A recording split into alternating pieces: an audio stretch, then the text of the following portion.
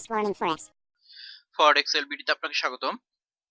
আজকের ভিডিওতে আমরা দেখব হচ্ছে আপনাদের ট্রেডিং অ্যাকাউন্টটা কিভাবে হচ্ছে সুরক্ষিত রাখবো আর হচ্ছে মনে রাখবো যে আমি যদি হচ্ছে 1 বছর পরেও আসি তাহলে আমার অ্যাকাউন্ট গুলো যেন হচ্ছে ঠিকমতো থাকে এবং অ্যাকাউন্ট গুলো যেন আমি পাই। এবং যেহেতু আমাদের ট্রেডিং অ্যাকাউন্টে অনেকগুলো টাকা থাকে, মানে ডলার থাকে, যে এই ডলার দিয়ে আমরা বিজনেস করে নিয়মিত লাভ করি কিংবা লস করি, তাই অ্যাকাউন্টটা নিরাপদে রাখা দরকার। এরকম আমার জীবনে দেখছি যে এরকম হয় যে হচ্ছে হার্ড ডিস্ক ক্র্যাশ করার জন্য তার হার্ড ডিস্কে সবকিছু ছিল, তার ফরেক্স এর ট্রেডিং অ্যাকাউন্ট, নেটলারের সবকিছু হারাই ফেলছে।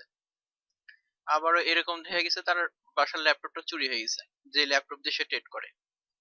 তাহলে যার ল্যাপটপের সঙ্গে সকল ইনফরমেশন ট্রেডিং এর সবকিছু চলে গেছে, কারণ তার অ্যাকাউন্টে আছে $1500 ছিল, সেই $1500 দিয়ে সে ট্রেড করে, তার কোনো ব্যাকআপ রাখে নাই।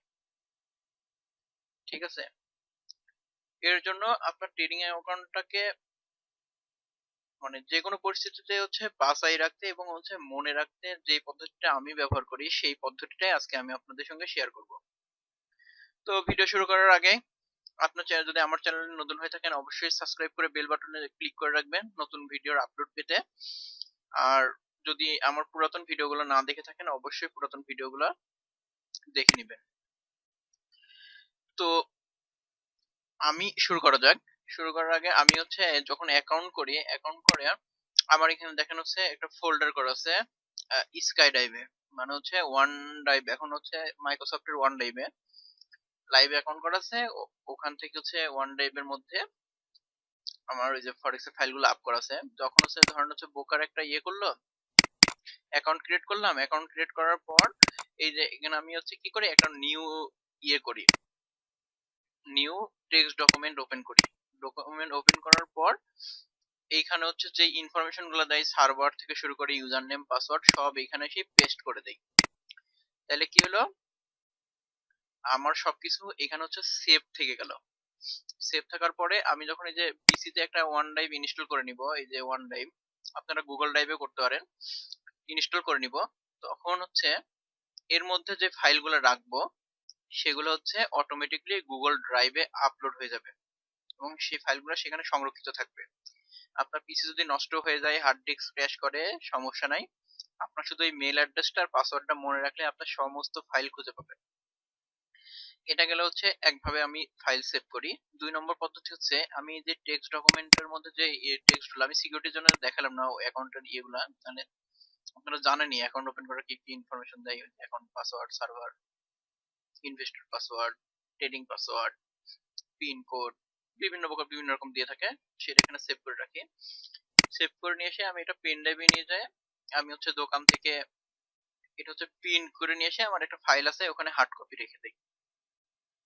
তাহলে আমার একটা ভেরিফাই অ্যাকাউন্ট আমারও সংরক্ষিত থেকে গেল। এই অ্যাকাউন্টটা হারানোর আর কোনো চান্স নাই। এখন যদি হার্ড ডিস্ক ক্র্যাশও করে তাহলে আমি হচ্ছে একটা ইমেল অ্যাড্রেস মনে রাখলে ইমেল অ্যাড্রেসের মধ্যে আমি সবকিছু পেয়ে যাচ্ছি এবং সাজানো গোছানো ভাবে দেখেন। আর ফরেক্স এর এখানে দেখেন ব্রোকারের নাম লেখা আছে, ব্রোকারের মধ্যে যে কয়টা ব্রোকারের আমার অ্যাকাউন্ট আছে সেই ব্রোকারের মধ্যে এই অ্যাকাউন্ট গুলার এইভাবে দেখেন, এই যে এখানে ডেমো অ্যাকাউন্ট আছে আইসি মার্কেটে, আর একটা হচ্ছে রিয়েল অ্যাকাউন্ট আছে। তো দুইটা অ্যাকাউন্টে কিভাবে সেভ করা আছে, ঠিক আছে, এভাবে প্রত্যেকটা ব্রোকারে আমার এরকম এরকম সেভ করা আছে। তো এটা হারানোর কোনো চান্স নাই। আর হার্ড কপি ভাবে রাখি।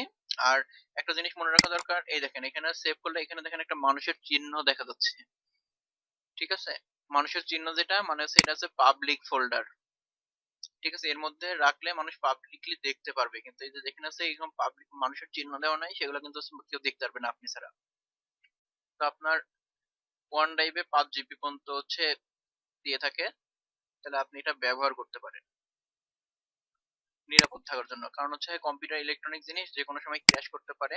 আর যেই ইমেল অ্যাড্রেসে রাখবেন সেই ইমেল অ্যাড্রেসের ব্যাপারে বলে নেই, সেই ইমেল অ্যাড্রেস দিয়ে আপনি কাউকে হচ্ছে মেল করবেন না, ওই ইমেল অ্যাড্রেসটা কাউকে দিবেন না, শুধুমাত্র এই পারপাসে ব্যবহার করবেন, ঠিক আছে।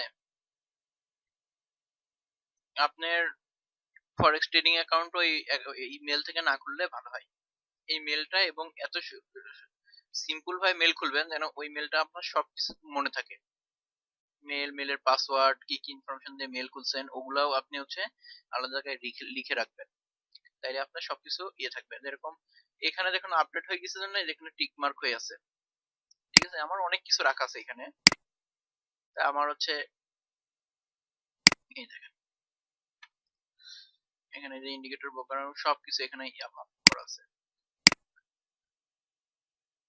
তো আশা করছি ভিডিওটা বুঝতে পারছেন। এখন আপনারা এভাবে রাখলেও রাখতে পারেন, এখন আপনাদের ইচ্ছা। এভাবে রাখলে আসলে অনেক প্রবলেম থেকে বেঁচে যাওয়া যায়। তো ভিডিওটা ভালো লাগলে শেয়ার করুন, আর ভালো লাগলে লাইক করুন, খারাপ লাগলে ডিসলাইক করুন। আপনাদের উপকার করতে পারাটাই আমার ভিডিওর আসল উদ্দেশ্য। ফরেক্স এলপিডি আপনার পাশে সবসময় আছে, থাকবে।